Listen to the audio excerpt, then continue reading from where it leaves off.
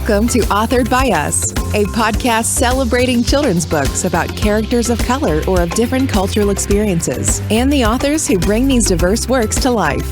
Each week, we invite you to join us as we turn the pages of these bookshelf gems and hear from their creators who understand that stories of diverse experience truly come to life when authored by us. Here's your host, Zenzi Hodge.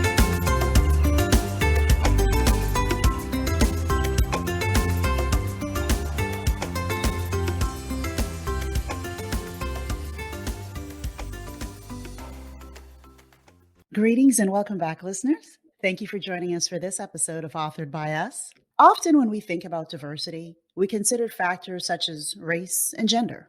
We look at how old someone is or even where they are from. However, in thinking where someone is from, we may not often consider how they communicate in their home country. If English is not their native language, communication may not be as simple as saying hello. When my son was younger, we bought him a little board book that introduced children to saying hello in English, Spanish, French, and Japanese. And while we were not planning on visiting those countries right away, it was just the idea of teaching him how to say hello if he met a friend who spoke one of those languages. But imagine being immersed in an experience where you have to say more than hello in order to function in your daily life. This is the experience told by this week's author, Gina Paul, in her book, I Am Not Lazy, I Just Don't Understand. Gina is an early childhood special education teacher and will soon be a licensed bilingual teacher. She's a native of Haiti and came to the United States at the age of 10 and spoke no English. Gina is a strong believer in bridging the gap between cultures and communities and believes that creating opportunities to share stories is key to building an appreciation for diversity. Gina, welcome to Authored by Us. Thank you so much, Zenzi. I'm so happy to be here, and thank you for having me. So we started talking initially about the fact that we share our Caribbean heritage in common, that you are from Haiti and I am from St. Thomas. And I love when we have an opportunity to share with our listeners books from a different cultural experience, because it's not just always characters of color that we celebrate, but we celebrate characters who come from backgrounds that may not be ones where everyone else may be from. So introducing a character from Haiti is extremely special. So thank you for being with us and being prepared to talk with us about your new book. Thank you so much. So tell us about your book, I Am Not Being Lazy, I Just Don't Understand. That book, actually, it's funny because I sat on that book for about 5 years. I kept saying to myself, oh man, is this what I really want to put out? Because I wasn't sure how it was going to be received, but it's something that was burning, in my heart. And I was like, I feel like I really needed to bring it out because I haven't found books like this where it talks about someone from Haiti and I was raised in New York City, and that's there's a huge Haitian population in New York City, and looking for books that are readily available for children, that spoke about the Haitian culture, that spoke about the Haitian language. You don't really find as much, especially for young children. So I'm like, you know what? And if I can't find it, I am going to create it. So I decided, you know what? I am going to go forward with it and I'm going to create it. And over the 5 years, I've tweaked this, I've tweaked that. And basically, I wanted to give a voice to those children who come into this country and feel like they have no voice when they come into a classroom where they are voiceless. They don't feel like they fit in because, and I'm sure, Zenzi, you know this as well, when you come into the country for the first time, you don't dress the same as the other children. You don't look the same in terms of your hair is not done the same way. You don't, the way you wear your shoes with your socks, the way most of the time you wear dresses and not necessarily pants. So especially for girls, it is really, really challenging. So when you look at the my even the cover of my book, I wanted to show that, to portray that. Listen, this is what this is about. I wanted people to really understand. It's not just for children. I wanted so many adults have said, "Oh my gosh, this is me. I see me in this picture." And I said, that is the whole point.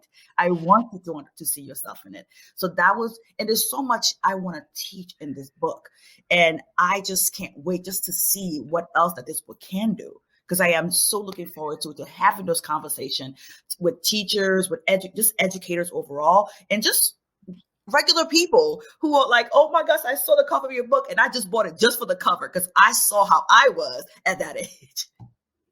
So Gina, you're right. I looked at your book and I knew she was in a school in New York where they did not wear uniforms, but her dress looked just like a uniform. I'm like, oh, this is a little girl from the Caribbean. Yep. It's a little plaid in St. Thomas, we may call it madras. And I said, wait a minute, did her mother make her a little uniform to go to school? Because that's exactly how she looks on the cover. And then I looked at her hair and she had the little, we called them bubbles in her hair. And so she had her, if you didn't know she was from the islands, to an island person, she looked like she was from the islands. And she had her little island hairdo with the little twist. And you're correct. That's what I saw when I looked at the cover of your book. And I was like, oh, she is from somewhere in the Caribbean. Right. And you are correct. You know, when children, if you travel from the islands, when we traveled from St. Thomas and we went to New York, we went to DC, back in the 80s, we looked a little differently, you know? So there wasn't social media. You didn't have the internet, so you couldn't see all the styles that everybody wore. So you wore maybe something that was a little different.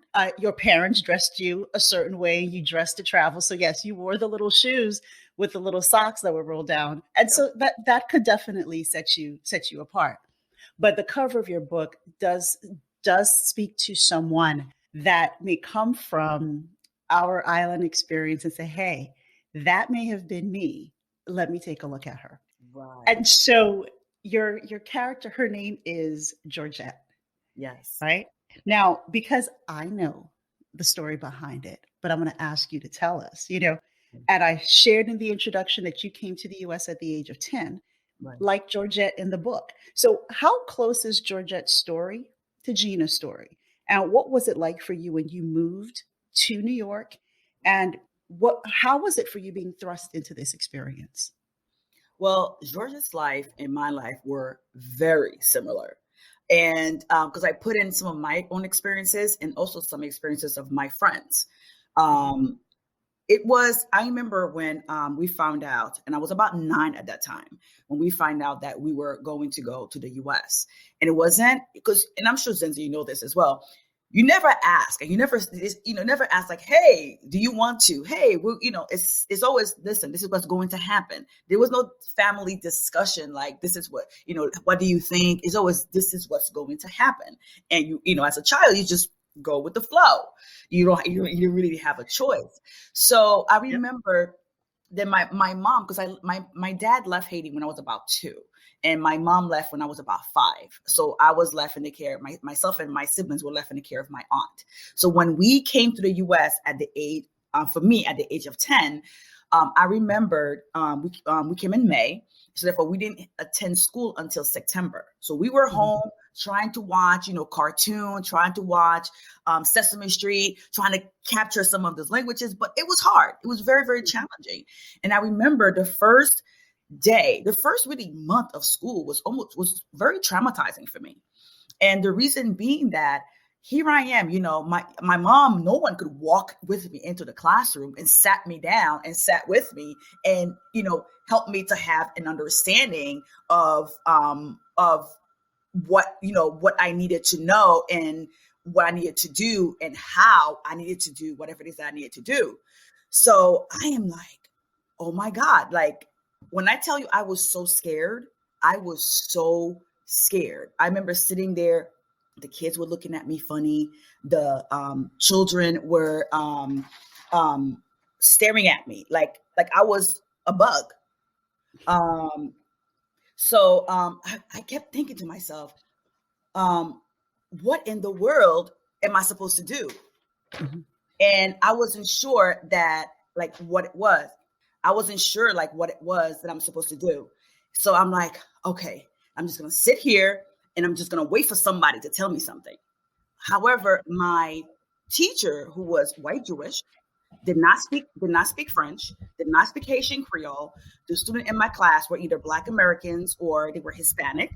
And I had absolutely no idea what to do or what to say. So I just kept thinking, oh my God, okay, just relax, just go with the flow. So I remember sitting there and staring at kids but they were looking at me not in a, oh, I want to be her friend, but she looks weird. She looks funny. And most of them, I guess they knew each other from the previous year. Mm-hmm. So therefore they were all, talking to each other, like, kind of like welcome back and stuff like that. And here I am just sitting there, just looking around and staring around. And I remember, because people don't realize the difference in just looks in terms of the Caribbean and New York City. That's a huge difference. I remember, being in Haiti, the biggest building I ever seen was 4 stories high. And here I am in New York, and they go as far as 100 and something floors. And all the bright lights, where in the Caribbean, you will have your lights goes out all the time. So you were constantly like, okay, let's hurry up and do whatever we need to do, because they're gonna cut out anytime soon. So you could be watching a movie and then they're gonna take the light, so it's done. So I guess you have to wait till they give it back. And then now you are in New York City. The only time they cut your light out is if you don't pay it. That's right. So it was just so different. The smell is different. People don't realize that either. I travel a lot as well. I've been to Europe, I've been to Africa, I've been all over the Caribbean. Every place has a very unique scent, and I'm very sensitive. So coming here, the smell is different. When someone comes from, a different place, you could smell the difference on them. I don't think people even pay attention to stuff like that. But me, even at my young age, I smelled the difference. So of course, my first thought was, oh my gosh, they could smell that I smell different. So different. Oh, I smell so different. And so, because they were pointing, they would laugh. And it was, for me, I'm very talkative by nature. I remember I still have my report card from the 5th grade. I still have my report card from junior high school. And a lot of them say, she will do better if she'll stop talking. So for me, who's so talkative, who's so friendly, who love meeting people, love making friends, I couldn't do that. So I felt stifled. I felt I was squeezed in. I felt like I was, I was that one that stood out, and that I wasn't, that kid that I was before. And now I'm losing myself. Because you didn't speak the language. Because I couldn't speak the language. Because I didn't understand what was happening. I didn't know what I needed to do. No one was able to help me. You brought up some really key points about how not speaking the same language, not being from the same place, can be so impactful, particularly on a child. And something that I became very aware of as I was reading your book was that while I was reading it in English, I imagined myself hearing it in French, and that's the language that I do not speak. And I thought about how confused and how scared Georgette must have been when she came to school and everyone is speaking a language. She can hear them talking, but she is not understanding what they're saying. And there was a piece that you mentioned where her teacher was introducing her to the class, and the only thing she recognized in what the teacher said was her name.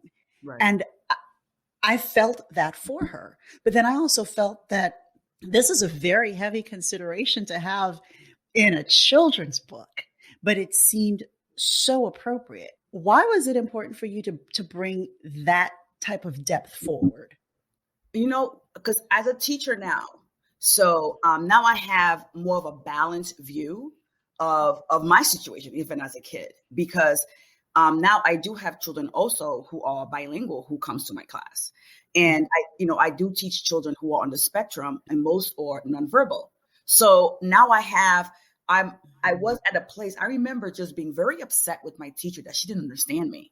And now, I remember, talking it through with someone, and they were like, you know what? Now you have a better idea of what it was like for that teacher. The fact that you were in the class and she was trying to figure out how to help you, and it was so challenging for her. And this, again, like you said, this was the days before Google, before the YouTube and all of that has all that information available where that can help you to figure it out.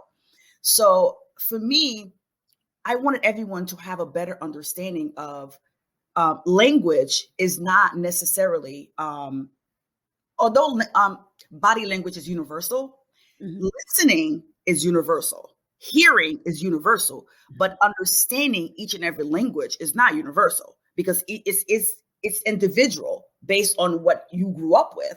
So for her to only hear her name to help people to have a better understanding of how much she did know and how much she did not know. Because if all you understood was your name, then that's a problem. Yeah. Because if you're in a classroom where that's all you understood is your name, there's a problem. But you also highlighted something that my father's a retired educator, and he talks about this all the time. And he's taught elementary school, and I would go and visit him. And his classroom was all the way in the back.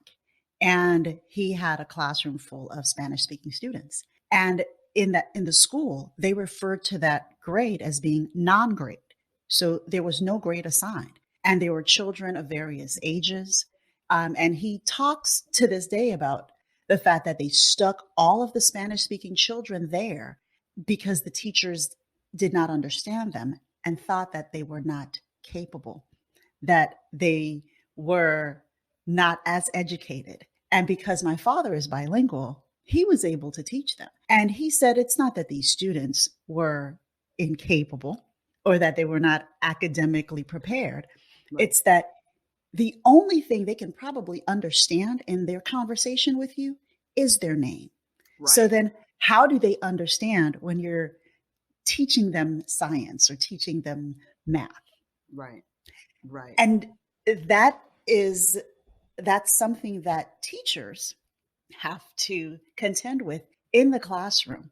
Right. And be able to see their students for who they are and be able to teach them for who they are and what it's like for that child in the classroom where I don't understand. And so a label may be slapped on you that you're not capable, or as your title of the book suggests, that you're lazy, but it's not that. I just don't understand what it is that you're saying. Exactly. You know what? And that is a great point. And here's the reason why. Because I remember, for me, even me as a teacher right now, I'm very big on homeschool connection. And the reason being that what I want teachers to also have a great understanding of is that when the children who are from a different country that speaks a completely different language come into the classroom, the idea or the goal, I should say, is not to replace one language for another. It's to still allow them to continue to cultivate their native language, but at the same time learning a different one. So that's why when I speak to my parents, I said, okay, listen. They were like, because a lot of the parents fear that, they're not going to learn the language. So, at home, I try to speak as much English as I can. I was like, listen, at home, speak your language, speak your native language. You want them, that is who they are. That's part of their culture. That's part of who they are, as whether it is Haitians or Africans or I don't know, from Spanish. If you're from China, it doesn't matter who they are. That's part of their culture. That's part of who they are. I want them to hold on to their culture. I want them to hold on to their languages. They live in the U.S. They will learn the language. They will learn English one way or the other. They're in school. They're watching TV. They're speaking to their friends. They will learn the language. You don't concern yourself with that. Because I know so many people who, unfortunately, who came from a different country, now come to the U.S. They were very young, 8, 9, 10, and now they completely lost their native language. That means you have lost a part of yourself, of who you are. And that's one of the things that I keep telling my friends. I'm like, you really need to fight to hold on to that part of you. because it's really easy to lose it. Because even French, because I wasn't using it as much, I lost it. I wish I didn't, because in Haiti we have the two main languages, which is Haitian Creole and French. Mostly at home, people speak Haitian Creole, but in school you're taught in French, and that's how you end up speaking both languages. But unfortunately, when I came here, at home I was speaking only Haitian Creole, and at school it was English. So because I wasn't practicing the French, I lost it. And I think that's why I have that conversation with my parents. I'm like, you don't worry about whatever language your kids speak, whether it's Spanish, Arabic, Mandarin, Japanese. It doesn't matter to me what it is. Your most important thing is you keep that part of your culture. And as a teacher, it's my goal to make sure that they learn English, but at the same time, the time I will use a couple of words here and there. I'll ask the parents, how do you say this in your native language? How do you say that in your native language? And I will try to use some of those words. Spanish, I've learned a little more words than I do other languages. So, with the child in my class, I will start using a little Spanish here and there, but I will say the word in Spanish and in English. So they have a better understanding. Oh, this is what this is. And I will say, this is this and this is that. So I will go to Google in the middle of the classroom. I'll stop, go to Google. I'm like, okay, this is how you say it. So I will play it. If I can't pronounce it, I will play it. And I'll say now, and I'll hit play, let it say whatever it needs to say. And I'm like, oh, chair. And I'll play it for them in Spanish again. Chair. So now they know this is what chair is.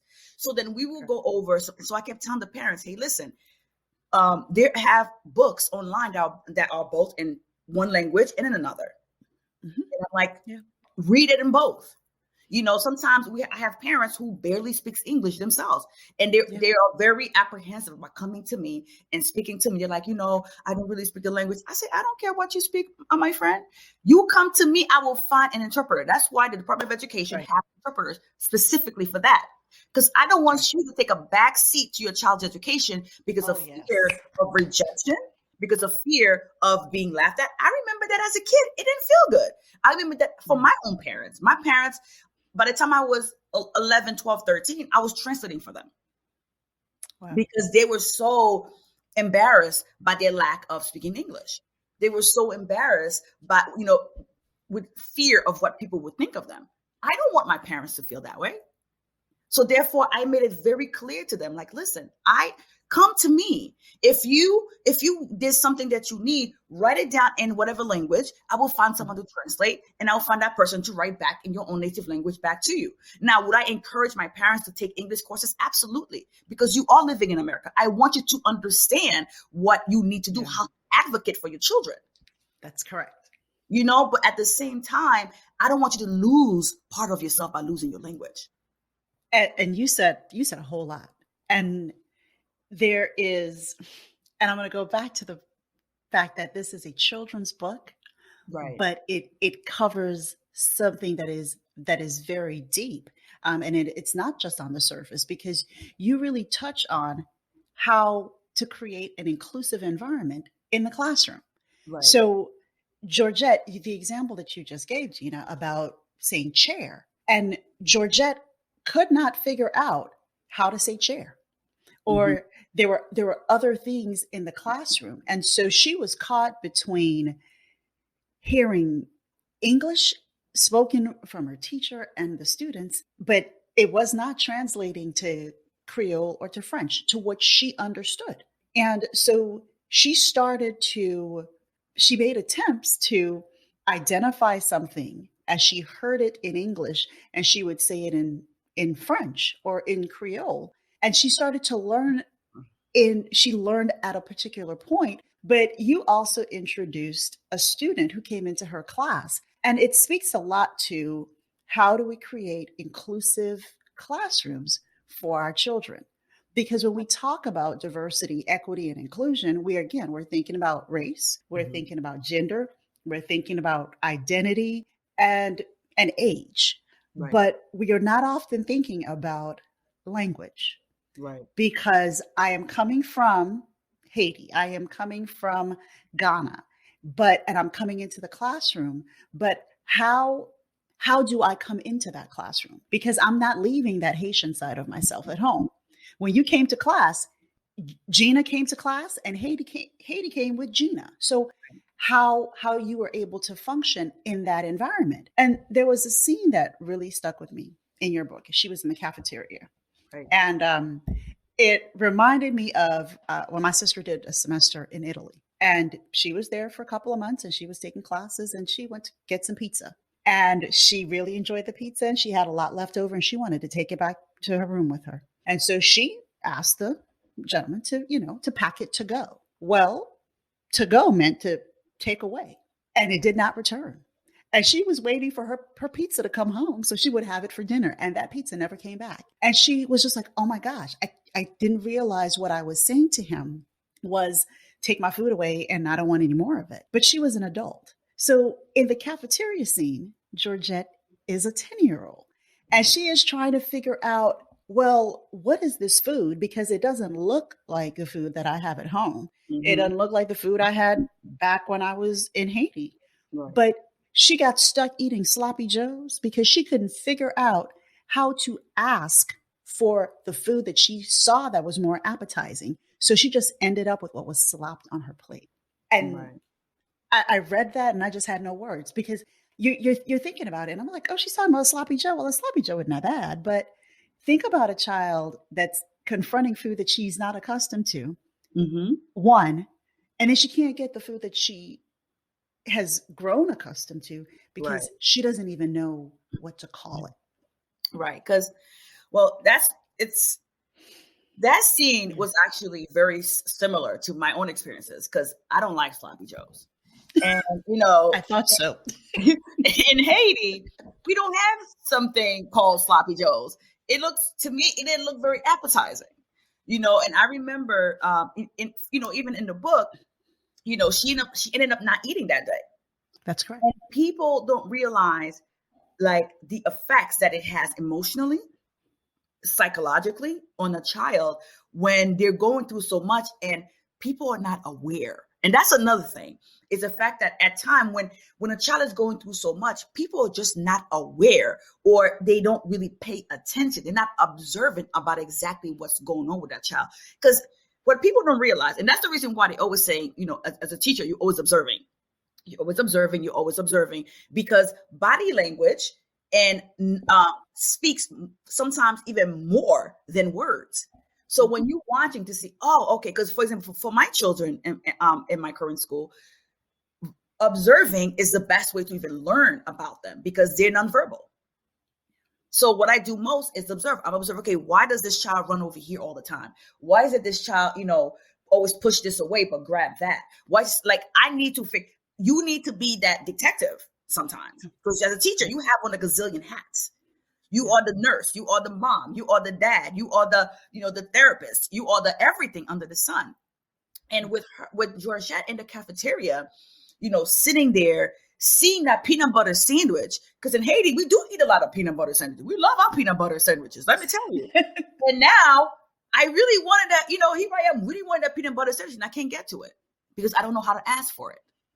And knowing that, because I made sure I put it in as within her first week, because as you can see the time progressing that she's supposed to point to things and do this and do that. But the first week, she just wasn't sure, like, okay, where do I go from here? Yeah. And in the book because what I want people to realize is that no one was able to, it wasn't that people were like, oh, okay, let me show you how to. She had to figure it out for herself. Okay, here's what I need to do. So she is smart. She wasn't lazy. She had to learn to show like, listen, I am not lazy, but it should never have been. That should have never have been an issue because the fact that the teacher in the classroom should realize that, okay, what can I do to make her life easier? That's right. What can I do? I need to observe, okay, what does she need? And I'm not saying, and don't get me wrong, it's difficult for the teachers as well. Because like I say, I try to see a balanced view of it because I've been on both sides. I've been that student and now I am that teacher. So at the same time, I feel like as the adults, as the teachers, it really is our responsibilities to really figure it out. And this is why it is so important to have that homeschool connection, to bridge that gap. And at the same time, like I'm not sure if you were aware of this in the book, but there's a part where Georgette and her mom, where they were sitting having their snack, their ice cream, And then she asked her mom, what does being lazy mean? And her mom answered her and said, this is what it means. But this is something I left out. And I think I didn't intentionally left it out, but I realized later on why I left it out. Especially within the Caribbean culture, sometimes our children ask a certain question. We answer the question, but don't ask why. Right. We don't ask why. Right. Now, if my mom, let's just, in the book, if my mom asked why, then then she would have a better understanding. Okay, this is why Georgette, okay, let me go talk to this teacher to figure out what's going on. Correct. You know what I mean? Because a lot of the times, this book is not just about language, but it's about children with disabilities. Yeah. It's about whether it is a language type of disability, whether it's a physical disability, no matter what it is that we need to be aware of what's going on. As parents, we need to be aware of what's going on with our children. If your child come to you, because I feel like sometimes there's certain questions our children will come to us and ask, we're more likely to ask, okay, what did you ask that? What's going on? Because automatically it triggers an alarm like, whoa, what do you mean? But then there's certain things they're asked, we just answer, don't really think about it,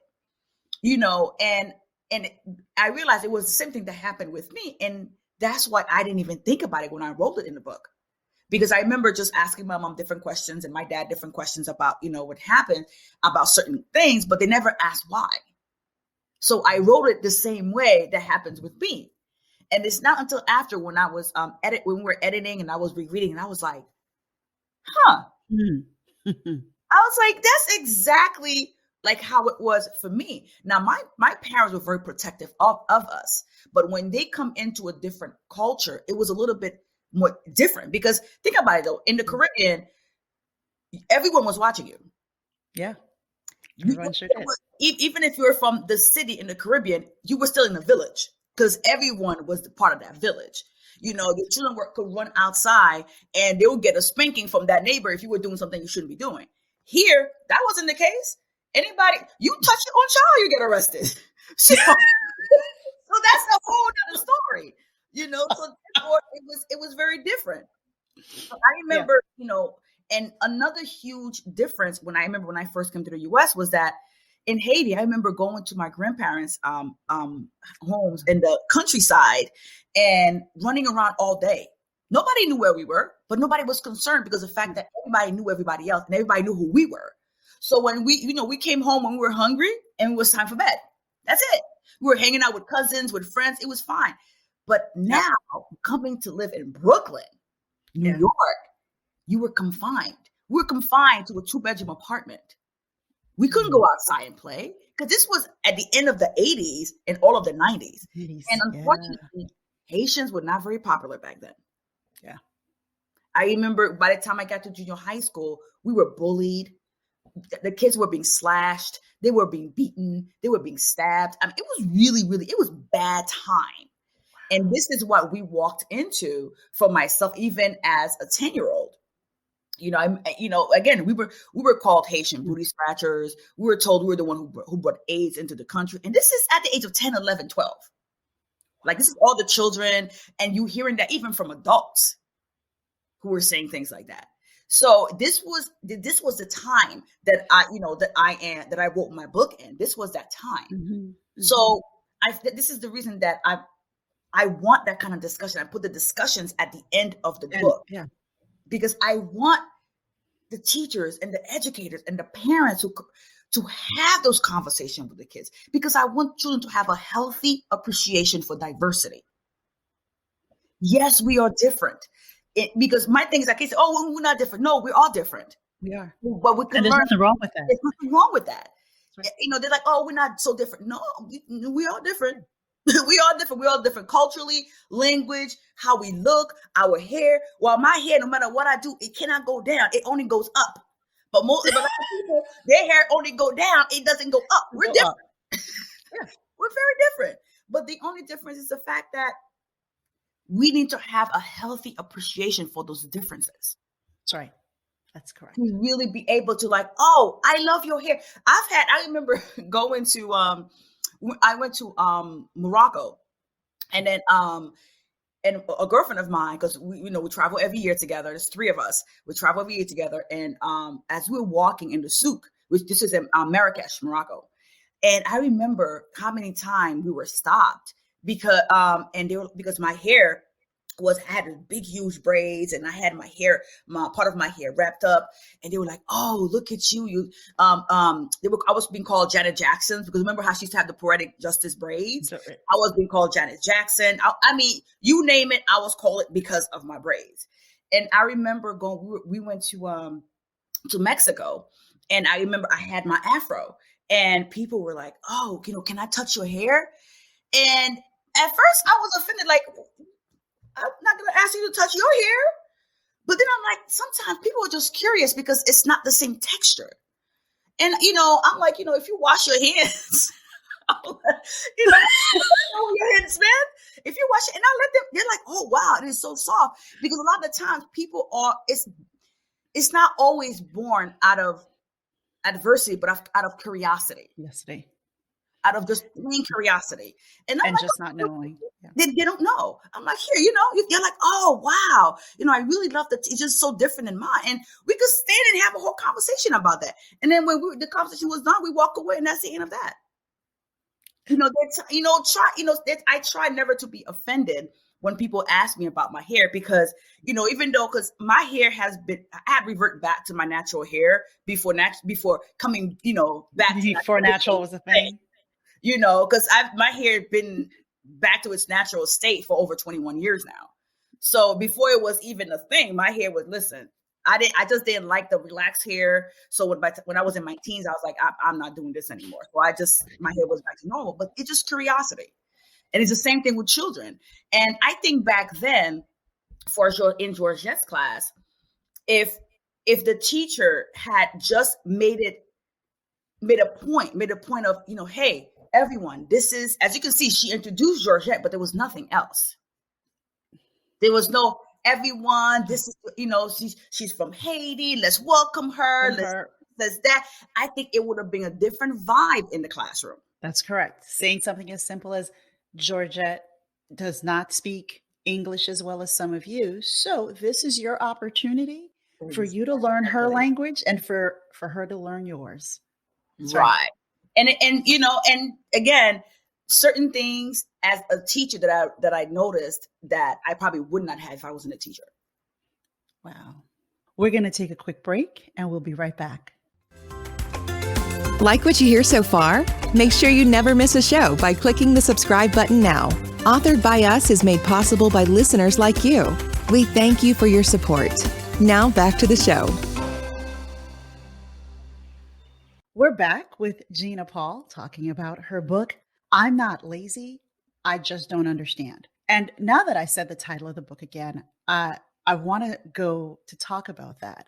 I understand where the title comes from because I read the book. But tell us why you chose this title and why these particular words. Because as someone picks the book up, the first thing they may consider is that the title is more of an explanation, but I see it as a declaration.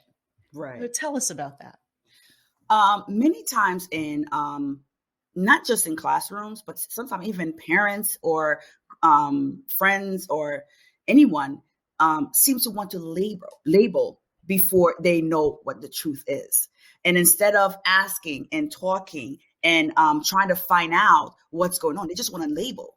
And I want everyone to realize that, okay, she was not being lazy. She just didn't understand the language.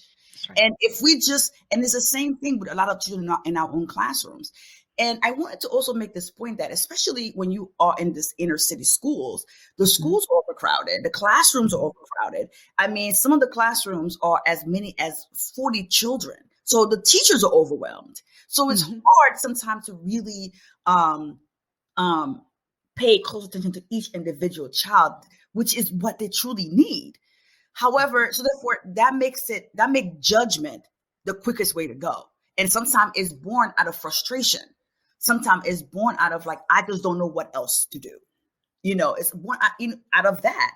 So I wanted to name the book, and it really didn't take me that long to figure out what the title was going to be. because I remember just hearing people so many times saying, "Oh, that child is just being lazy," or, Lazy. or even parents telling the kids, "Ah, why are you being so lazy? Why are you being so this? Why are you being so that?" I feel like the word lazy is used so freely, and just because people don't want to take the time to get Lazy is you on used lazily. exactly. Yeah. I like Yeah. that. Lazy is used lazily. Exactly. Because they don't really want to take the time and understand the reason why that child behaved the way that child does. The reason why the child does. Because sometimes the children just not motivated. Mhm. Just not motivated. Or the child is just not in the right setting, class setting. Or maybe the fact that, like Georgette's case, she just simply don't understand the language. But but I remember, when I was in Haiti, that, I wasn't like the best in the class, but I wasn't the worst either. I was a pretty good student. I used to bring home pretty decent grades. But here I am now in a class where it's like, I can't show what I was capable of doing. The same way in the book, Georgette couldn't show what she was capable of doing. Even when in the book, the project they were doing to make the lava lamp, and how she was like, she was excited to do it, but her spirit was crushed because her partner did not feel the same way because she was being partnered with her because she felt like she couldn't do it. Right. And I wanted everyone to have that sense of sometimes what people say to children when they're younger is have a long lasting effect as they grow up. I remember, being, there's certain things that people used to say to me that till today as an adult still affects me. I remember I was in an internship at a accounting firm. This was years ago. I was maybe about 18, 17. And they had this senior manager. This is a woman that I was like, oh man, like this is what I wanted to be like. She was very, assertive. She was very, she had that air of confidence. I'm like, oh, that's how I want to be when I grow up. And and she was having a conversation and this and that. And I'm like, I want to be able to do the things that she does. And she held a very high position because even now, most of the people who held this position are men. And she was an Asian woman, and I was like, wow, that's who I wanted to be. And I saw myself in her, even though she wasn't Black, because she was a woman. I was able to relate to her. However, she made a comment that till today, I still remember. I remember because I was always very mature for my age. I always wanted to know. I was always eager to learn. And I remember she said to me out loud, she was like, you will do better if only you know how to speak better. And she caught herself. She goes, well, what I mean, she tried to kind of like, but wow. I guess because she saw my face, because I was so excited that she was talking to me, and then she saw how crushed my face was when I was like 17, 18. I was not used into this, this financial world. This is not my world. I was interning so I can learn. And when I still remember that day. Now I don't remember this woman's name. I don't remember exactly what she looked like because that she was Asian, but it really crushed me. And I remember just being, for years after that, just being so careful about what I say, how I pronounce my words, and because of fear of people going to say, well, you could be better if you know how to speak better. And so I still remember it. And so people have to be very careful about what you say to not only children, but to other people, just adults. It doesn't matter who, because you just don't know. Right. What you just shared made me think of a quote that's often attributed to Maya Angelou, that people may forget what you did, but they will never forget how you made them feel. Exactly. And so I love that quote. Yeah, because it's not just that your words have power, and they have power for good and power to destroy. And particularly with children, you're planting seeds. These words can plant seeds that will lead to beautiful flowers or some terrible weeds. Right. And we don't want that. We often talk with authors about their books showing characters of color, and I'm usually excited when it's, kids with beautiful Afro puffs, or I can see in Georgette, her bubbles in her hair. And we talk about seeing characters of color on these pages. Mm, And there's joy in that. But I noticed in your book that even in this sea of people who looked like Georgette, that she was all alone. And it goes back to what we discussed about diversity, not just being race, or in your experience, that this manager, not because she was a woman, there's still something that made you different, right, and be impacted by what she was saying right, based on that difference. With Georgette she was in an inner city school with children that were Black, children that were Hispanic, children who looked like her, but still in that sea, she was all alone. right. And that whole feeling of aloneness, it was very clear. You saw it in your illustrations, how she was shaking when she came into the classroom. You saw it how her eyes fell when she just didn't understand what was being said to her, or how she began to close herself off. And so Mhm. even when you're in a sea of people, you can still in fact be alone. And Absolutely. that was a piece of the book that really struck me, and it made me sad because we've talked with authors about bullying with little kids, and we have talked about just other topics, but you brought it all together in this one book with this child who was excluded and she was bullied. Even though she was like everyone else, she was still very different. Right. Yeah, that was touching. Because one of the things that I also that I want people to be aware of, even in that, even as adults, that we go through that. This is the reason I feel like most schools stop teaching social awareness too early. Hmm. I feel like in early childhood, social awareness, self-awareness, being able to learn to be empathetic, all of these, because remember, as pre-K, they're like, oh, this is your friend. This is what you need to do with your friend. High five your friend and all these different things. But then as they get older, it's like they no longer do that. So I feel Yes. like we still need to continue teaching those social awareness, those social etiquette, those social, how to be empathetic towards each other. I feel like even more so as they get older, because this is when the clicks started happening. This is when That's, they started that's to be correct. hormones started to become started to factor into this whole situation. This is when, oh, I don't like her, I don't like him, or he's this or she's that. This is when we really need to buckle down and really teach them about how to, like, about decision making. When Yes. you say, when something come out of your mouth and you say, I don't like this particular child, I don't like this particular person, and now that your best friend is like, oh, I don't like her too, or I don't like him too, Yeah. and not realize that, you know what, just because you don't like her, that doesn't mean I don't have to like her.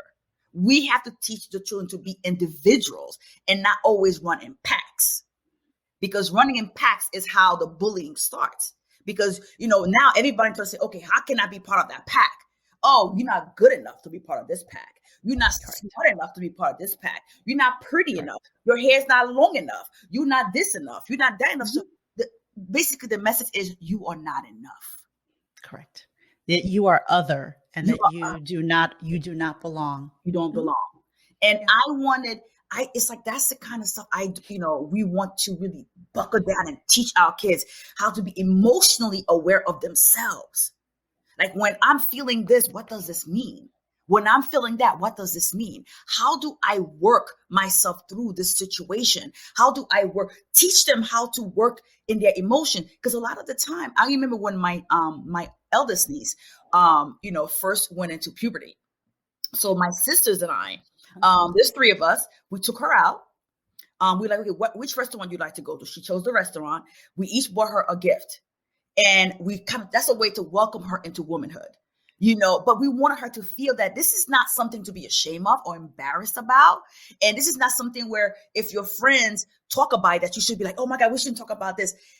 Yes, this is something that, because I remember being in junior high school and everybody's like, ew, you had your period, ew, and ew. I was like, this is things like that. Because emotionally, when little girls go through puberty, we have all this emotional stuff we don't understand. Yeah. So it becomes such a huge burden, because we're afraid to say something about it. Like, because, even as adults, sometimes when it's about to be that time, some of us get weepy, some of us get, some of us, there's a lot of that goes into our bodies, into our system. So we need to teach, because now these things are happening younger and younger to those children. Correct. And so they're dealing with those emotions at a very early age. Earlier. Yeah. Therefore, we need to teach them to be emotionally aware, and to be, self-aware, and to be socially aware, and instead of, casting others aside, but to embrace them. Instead of saying, I don't want to be so-and-so's friend, let you be the one that then goes, why not? Yeah. Let you be the one who question. Because sometimes if that one person say, why not? Or why? If that one child question, it will just, this whole clique will just disperse. Correct. If you choose not to walk with that pack, the pack may in fact disperse. Exactly. Correct. Teach them to be able to stand on their own 2 feet. So there's something that I noticed with your book, and as you talk about children in the younger grades being taught social awareness and just building community, and then that sort of being not on the curriculum as they get a little older, but it really needs to be. Right. As I looked at your book, the cover, I initially thought, hardcover children's book. But then I turned the pages and I realized it was a chapter book. And I'm like, oh, this is interesting. And I like the duality of that it is a book that can appeal to young children and older children. So if I'm an older reader, I'm in the 5th grade, 4th grade, I'm doing chapter books, this is something that works. But for a younger child, it's still written in such a way, and the content is such that it can be absorbed and understood if it's being read by a teacher. Because the things you're talking about in terms of how do we embrace someone, how do we welcome someone, invite them into our world, into our space, even though they are not like us and we see them as being different, that is a message that needs to be taught very early on, and it needs to continue way beyond, reading a chapter book in a lower school or an elementary school setting. But I really appreciated how you had your book structured. And in each chapter, you saw the evolution of her experience, building from her just being alone and not understanding. And you saw things get a little bit worse. And then it kind of hit a peak when she's asking her mom about being lazy. But as the chapters progress, her situation progressed in a positive way, where she started to make some allies and she had some friends. Right. And I thought that was important to show young readers that where we start may not always be where we end. Exactly. And so you got to keep going forward and progressing forward through that experience. And I have to say, when she learned from her friend how to answer the person who called her lazy, I absolutely loved it. And so when I said that the title of your book, someone may say it may sound like an explanation. Well, I'm not lazy. I just don't understand. She wasn't explaining. She was saying with full force to this gentleman, hey, I am not lazy. I just don't understand. And if you give me the opportunity to understand you, then you'll see where I get to go. Exactly. And that was very clear. Yes. I truly, truly, truly love that scene, because I feel like that was the turning point for her. Yes. Mm-hmm. Yeah.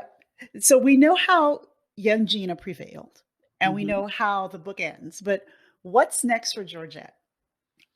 Well, I actually have, because right now I have 2 things going on. The Haitian Creole translation of the book is coming soon. Hopefully in April that it will be coming out. So, because that one took a little longer than I anticipated, but the Haitian Creole version is coming out soon, and I am also working on the second installment of that book as well, where it's not just like a more global view of what she's going. Now we're going to go more detailed view of the different classes that she goes through and the challenges she goes through in the different classes. So that's the only little snippet that I would give you of what to expect in the next book. So I'm really looking forward to it. That one, I'm not sure yet when it's going to come out, but one of my goals is to really translate the current book into different languages, because it's not just Haitian Creole. It's not kids that speak Haitian Creole that go through this, but also Mandarin, Arabic, any other languages around the world you come to. And it's not just kids who come to the US. You might speak French and you are in Japan. Yeah. You might speak English and you are in Mexico. It's anywhere you go, and it's basically just having that barrier and learning and teaching, through this whole trying to fumble your way, trying to learn and make friends and immersing yourself in the culture as well. We're going to take a quick break and we'll be right back.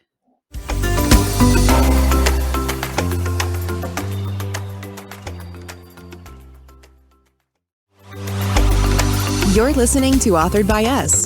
Don't forget to subscribe, rate, and review so you never miss an episode. Now back to the show with your host, Zenzi Hodge. All right, we are back with Gina Paul, and we are discussing her book, I Am Not Lazy, I Just Don't Understand. And I love hearing about Georgette. So tell us where we can find your book, Gina. You can find it on Amazon. You can find it on Ingram Sparks, especially if you are a library or school, or any bulk orders will be normally from Ingram Spark. And you could also find it on Walmart online.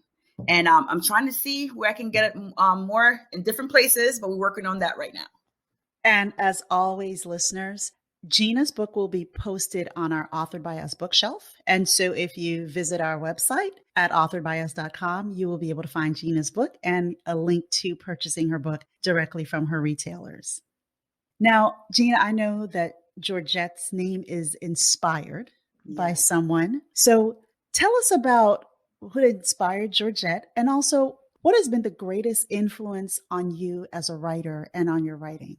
The name Georgette is actually my mom's name.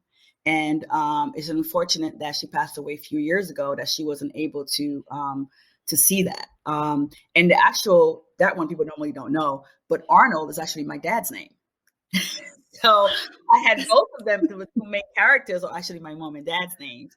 So I really wanted to honor them in that way, and by actually using their names in the book, because my mother's name was Marie Georgette, so I use Georgette in her name, because I really think it's a very beautiful name, and I wanted to honor her in that. And also I love Ezra Jack Keats, who is a great children's book author. And I also love Michelle Obama's book, Becoming. I love Maya Angelou's writing. Oh my gosh, I love this woman. I even love the way she speaks. There's just something about her that just scream class. And I don't even know. It's regal. Yes, that's the word, regal. Yes. And the way she writes, it's just so fluid. It's like she write poetry, so it's just amazing.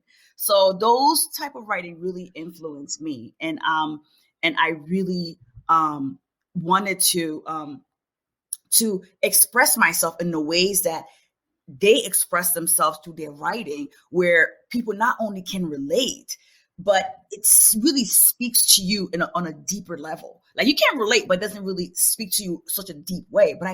But when you read books by Maya Angelou, when you read, it's just it's like you're not just reading with your eyes and using your brain, but your emotions get involved. And that's what I want. I want for people to really feel. And I even just reading those books, like, yes, that's what I want. That's what I'm looking for. So those is what actually inspire me to really write. I mean, I don't know if I could ever reach those levels, but I want to make sure that people really feel as they feel, not only for the character, but think of themselves as they're reading about the characters. Nice. Now, because you've written a book for children, we always want to ask, what was the book that had the most impact on you when you were a child? Oh my. I had this book in Haiti. It was called Timalis. And I think almost anyone who goes to school in Haiti actually learn about it. And I used to love just seeing the pictures.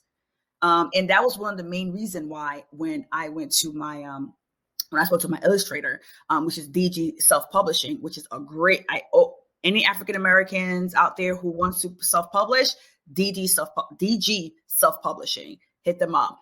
Shamira and Donnie Hill, amazing couple. I've never physically met them because we're in two different states and we're as far apart as can be because they're in the West Coast, I'm in the East Coast, but they are amazing to work with.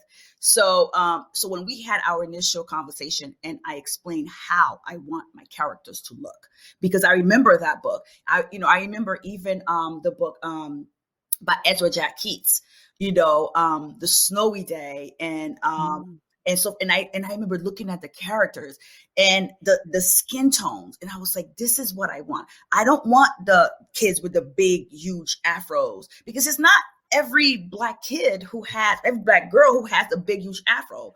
I don't want the big hazel eyes, because most black girls have dark brown eyes.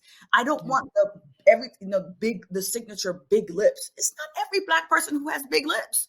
I don't want the signature ginormous nose. It's not every black person I want the child to look as much as the typical black child as possible. And because when I remember these, different, and of course, even Georgette Keys, some of them were very typical, in how, the illustration goes, but I love how the skin tones look. And I remember we went back a couple of times because I was like, no, the hair's too big. I don't like this. Even the way they dress. There was one part where they had put like a crop top in one of the girls. I was like, that's a no for me. They need to be fully clothed. They are children, because a lot of children's book you're reading, they have the little crop tops. I was like, absolutely not. I was like, I wanted to look that like children, because these days, they the way they portray kids is not the way they portrayed them back in the 80s and 70s. Like I still want that innocence. And we're from the Caribbean. Children are supposed to look like children, right? Okay. Yes. So, we went back and forth times, but I wanted to make sure that everything was as my vision. And that was one of the reasons why I went self-publishing. I went the self-published route, because when you do go traditional, they really have they make the majority of the decision of what the character looks like, what, you could start off one way and by the time the book finished, it's in a different direction. It's a completely different book. Oh, completely. The only thing that's on there is your name. Yeah. That's it. So I did not want that. I wanted my story to be told. I wanted my story. I wanted to stick to my story, and I wanted the characters to look like what I want them to look like. Because I always say that who else can tell your story better than you? Exactly. So, exactly. What do you hope readers will take away from your book? There's so much. I want them to not only see themselves, but to have a different view about how they teach. For teachers, to have a different view how they teach as parents, to have it, because what parents sometimes fail to realize is that just because children are in school doesn't mean you stop teaching them. I want you to continue teaching your children, because it's not when they do something wrong, that's when you want to correct. Sometimes you have to take that preventive measure. It's not just in your health, but also in your children's lives, where, and you teach them ahead of time, because you already know what's going to happen, but you teach them ahead of time. That way that when they confronted with that situation, they're prepared. The same thing with the teachers. I want them to bring the book, read the book, have that conversation with the children, have that discussion, and help do role plays. Have that time where it will, again, prepare the children for the next phase, for the next stage, for the next time that something like this would happen. They will be prepared. They will be emotionally prepared. They will be socially prepared. They will be self-prepared. They will be ready, because that's kind of what I want them to not see a black kid see an Asian kid and it's like, oh, I don't like it because you're Asian, or I don't like it because you and I look so different. I want them to say, welcome that child. I don't want, for a white child to see a Middle Eastern child come into the class and they're like, well, because kids listen to what's happening at home. So if parents are speaking in that tone of those Middle Eastern, those Asians, those Black, and children listen. Children, they don't do what you do. And they don't do what you say. They do what you do. Mm-hmm. So because of that, sometimes people are like, oh, they don't know what's going on. No, they hear you just fine. They sure do. And they see when you see that Asian person, how you turn the other way. When you see that Black person, how you clutch your purse. When you see that white person, how you turn your face. They see that. They understand that. And they will act on it. So therefore, I want them to be able to know, no, we have that bridge. Let's connect that bridge, because we learn more through that than we learn from being apart. Because different food, I love traveling because of that. I love smelling the different food from different culture. I love listening to different languages. There's some beauty in it.